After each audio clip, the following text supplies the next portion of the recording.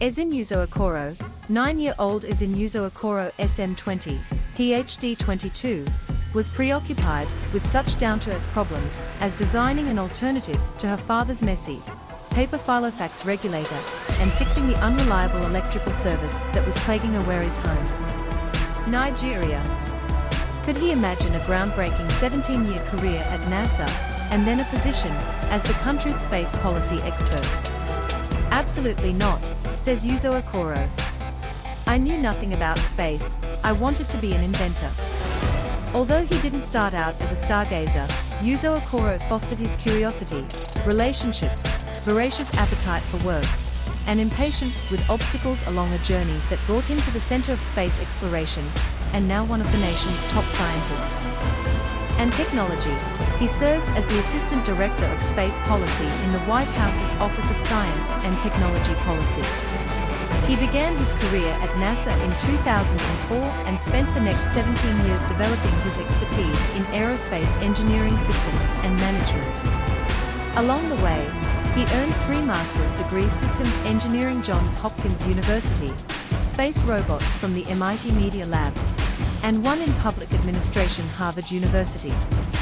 Then, in 2022, Yuzo Okoro became the first and only black woman to earn a PhD in aeronautics and astronautics from MIT. In 2021, Yuzo Okoro embarked on an expanding portfolio of the country's current location, setting its priorities in space. On a given day, it could be dealing with the growing proliferation threat of debris, crewed and robotic space missions, monitoring Earth's climate weather, or dealing with the International Space Station's retirement in 7 years. It is an ever-changing initiative driven by innovation that benefits society and the global economy and fits Yuzo Okoro. This is the best job I've ever had, she says. Factories in orbit in April 2022, after Yuzo Okoro brought together experts from federal departments and agencies. The White House issued a national space policy that addressed a growing area of interest: the use of technologies, including robots, to build and assemble things in space. Yuzo Okoro responds to the growing demand among commercial, scientific, and security organizations for satellites that can be customized or manufactured quickly and cost-effectively. It takes months to develop and build space hardware on the ground, and even longer to ensure that the technology survives a bone-shaking rocket journey into space. For all these reasons, Yuzo Okoro says, we need to master the service, assembly, and fabrication in space. After years of developing small and large spacecraft with NASA, Yuzo Okoro first began to consider the question of space-based manufacturing. He negotiated spending time away from agency to work on the problem, a move inspired by Kerry Cahoy, an associate professor in Department of Aerospace Engineering at MIT, who envisions building spacecraft as if they were commodities like cars. When Yuzo Okoro came to MIT and started pursuing the idea, Cahoy recommended her for graduate and doctorate studies. Esin had a vision of creating a kind of automated factory in orbit, very similar to factories on Earth that use robots to put things together, says Cahoy.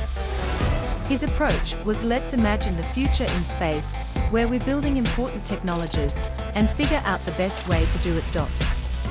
For his master's and doctoral research, Yuzo Okoro says, he's basically trying to invent the equivalent of an Amazon locker in space, a spacecraft in orbit that essentially looks like a small refrigerator filled with parts, and has robotic arms to place the parts in. Inside the closet are components for a small satellite, such as camera spectrometers.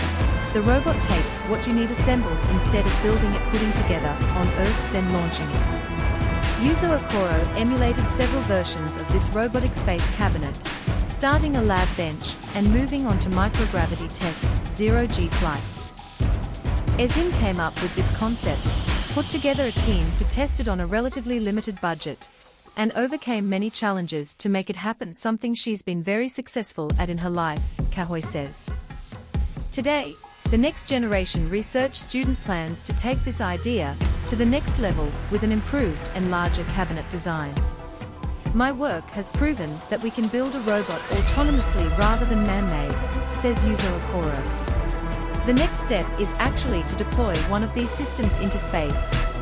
A series of missions. Yuzo Okoro was the inventor of his childhood passions throughout his academic and aviation career.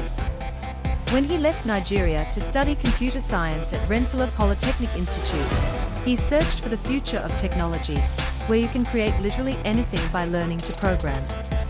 He made his first contact with NASA at an RPI job fair. They told me they only run outreach and don't accept resumes. And I said it just didn't make sense when there were 30 minutes of talented engineers waiting to be hired, she laughs. That moment served as a lift for Yuzo Okoro. After graduation, he was recruited by the Goddard Space Flight Center, and on its first day, July 12, 2004, the Cassini spacecraft entered orbit of Saturn. In his first mission, Yuzo Okoro wrote algorithms that would help mission physicists identify the methane, hydrogen, and nitrogen signals in the data coming home. He worked at NASA on a series of missions, where he had to design innovative solutions at every opportunity.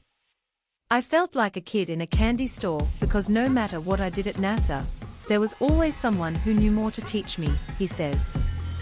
Once realized I wanted to be a mission engineer, started educating myself about all parts of spacecraft design and mission execution. He studied mechanical electrical engineering and began developing managing all tasks.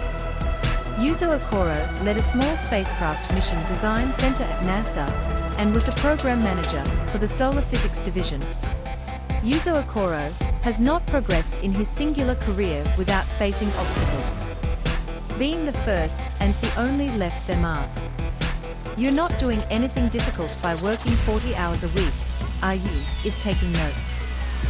He suffered about starting a family while conducting his doctoral research at MIT. He eventually did. But how did she succeed as a black woman, especially white, especially in the male aviation world? I've decided to seek help only if you're full of ideas, especially if others are getting in the way. Yuzo Okoro does not disseminate fact that she's the first woman to lead civil space policy for White House. It doesn't matter if you're first or only, she says. The value any of us can bring is the results. Yuzo Okoro is aware of his responsibility to be a role model and is good at leading by example. If people try something because I did it, that's great, she says. I keep putting one foot in front of the other, and I encourage everyone else to do the same.